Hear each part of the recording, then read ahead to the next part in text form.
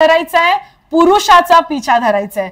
प्रजनन करत जाणे, वाढत जाणे. भले तो आता जंगलातून बाहेर पडला असेल पण तो प्राणीच आहे. मनामध्ये वासना अशी दिली की एक वेळ देह पडेल पण वासना मनातून सुटणार नाही. कृष्णाने ब्रह्मज्ञान प्राप्त करून घेतलेलं आहे. आपण म्हणतो अवतारी पुरुष. एक तत्व नेहमी लक्षात ठेवा, मनामध्ये कोरून ठेवा की आपण प्राणी आहोत. मनुष्य हा प्राणी आहे. भले तो आता जंगलातून बाहेर पडला असेल आणि कॉन्क्रीटच्या जंगलात घुसला असेल पण तो प्राणीच आहे. तो गुहेत जरी राहत नसला तरी तो प्राणीच आहे. माणूस हा प्राणीच आहे, लक्षात ठेवा.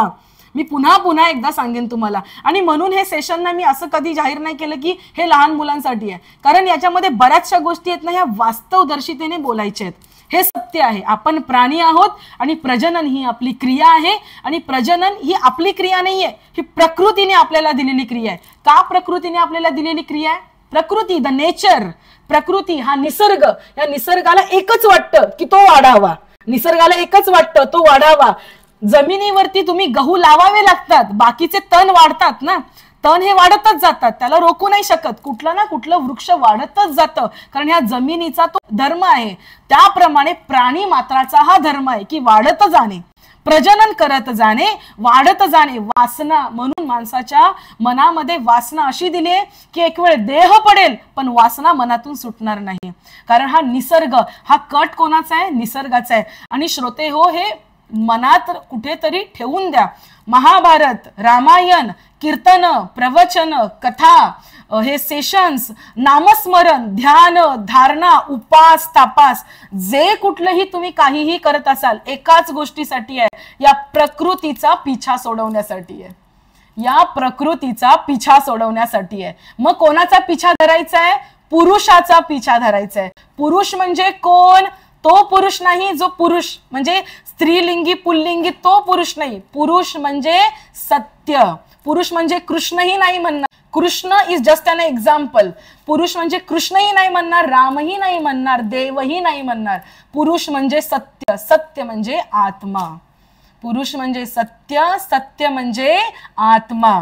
प्रकृती आणि पुरुष. प्रकृती म्हणजे निसर्ग आणि पुरुष म्हणजे आत्मा. What is a truth? सत्य काय आहे?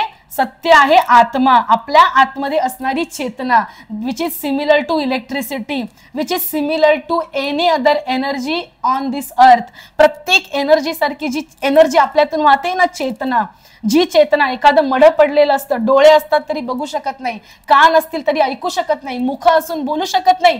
का नाही बोलू शकत? कारण त्याच्यामध्ये चेतना प्रवाहित होत नाहीये. चेतना प्रवाहित होत नाहीये. ती चेतना हेच सत्य आहे, हे लक्षात ठेवा. त्या चेतनेला कुठलाच व्यासंग नाहीये, त्या चेतनेला कुठलाच दोष नाही, त्याचा रंग नाही, रूप नाही, काही नाहीये. रंगरूप कोणाचं आहे? प्रकृतीचं रंगरूप आहे. आपण कशामध्ये गुंतलेलो आहोत? रंगरूपामध्ये, देहामध्ये, प्रकृतीमध्ये आपण गुंतलोय. त्या आपल्या मनाला प्रकृतीवरून उचलून सत्यावरती आणणं, आत्माकडे आणणं.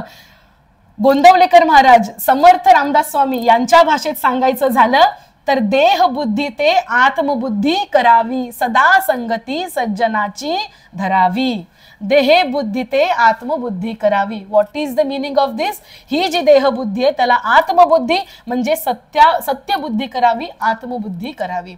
संपूर्ण गीता याला धर्मग्रंथ का म्हणतात?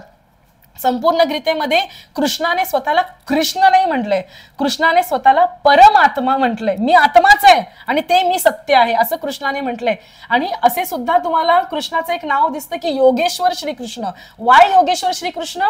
कारण कृष्णाने ब्रह्मज्ञान प्राप्त करून घेतलेलं आहे. आपण म्हणतो अवतारी पुरुष, पण जे काही नास्तिक लोक आहेत ना, किंवा नास्तिक म्हणण्यापेक्षा जे लोक देव सगुण पूजा मानत नाहीत ना, ते म्हणतात कृष्ण हा माणूस होता आणि त्याने ब्रह्मज्ञान प्राप्त करून घेतलं होतं. त्याची जी मुद्रा आहे, असे डोळे मिटून बसलेली ध्यान मुद्रा कृष्णाची, योगेश्वर रूप कृष्णाचं, ते काय सांगतंय की ते गीतेतलं तत्व सांगतंय. म्हणून गीता ही कृष्णाची गीता नाहीये. गीता ही सर्व मनुष्य जातीची सत्य सांगणारी गीता आहे. तू एक आत्मा आहेस हे सांगणारी जे तत्व आहे. धर्म, आपला धर्म काय आहे? आत्मा हा आपला धर्म आहे. अल्टिमेट धर्म हीच आत्मा, हे सांगणारी गीता आहे. म्हणून गीता हा एका धर्माचा धर्मग्रंथ नाहीये. गीता हा अखिल मनुष्य जातीचा धर्मग्रंथ आहे. म्हणून गीता श्रेष्ठ आहे, म्हणून गीता ऍप्लिकेबल आहे, म्हणून गीता प्रत्येकाने डोक्यावर घेऊन मिरवलेली आहे. प्रत्येकाने गीता मिरवलेली आहे, यासाठीच मिरवली आहे, कारण गीता ही पाण्यासारखी आहे. त्याच्यामध्ये लिंबू टाका तो सरबत होतो, त्याच्यामध्ये मीठ टाका ते समुद्राचं पाणी होतं, त्याच्यामध्ये तुम्ही साखर टाका ते नदीचं पाणी होतं, पाण्यामध्ये तुम्ही मोहरी मीठ मिरची टाका ते कालवण बनतं. पाणी हे पाणी आहे, बस, त्याच्या पलीकडे काहीच नाही. अगदी त्याच्याप्रमाणे आपण आत्मा हे आत्माच आहोत. मग त्याचं नाव नीलम आहे, त्याचं नाव सुर्वेकाकी आहे, त्याचं नाव मंगल आहे, त्याचं नाव प्रकाश आहे, बस, पण तो आत्मा आहे. That's it. This is a तत्व. हे गीतेचं तत्व आहे. मी जे बोलते ना त्याचा अर्थ समजून घेण्याचा प्रयत्न करा, आणि अर्थापेक्षा पण, म्हणून मी ना शब्दाकडे जास्त लागत नाही. शब्द ज्ञान महत्वाचं नाहीये, अर्थ ज्ञान महत्वाचं आहे. अर्थ ज्ञान म्हणजे काय, तुम्ही दुसऱ्याला सांगू शकाल की नाही ते महत्वाचं नाही, आधी तुम्ही समजून घ्या. ओके. पुनर्निर्मिती, बोलणं म्हणजे पुनर्निर्मिती आहे. पुनर्निर्मिती कधी होईल, ज्यावेळेस तुमच्या मनामध्ये त्याची निर्मिती होईल. पुनर्निर्मिती ना, त्यासाठी आधी निर्मिती झाली पाहिजे. त्यासाठी आधी ते बीज, तो बोध आधी मनात प्रकट झाला पाहिजे. आधी यासाठी हे सेशन आहे.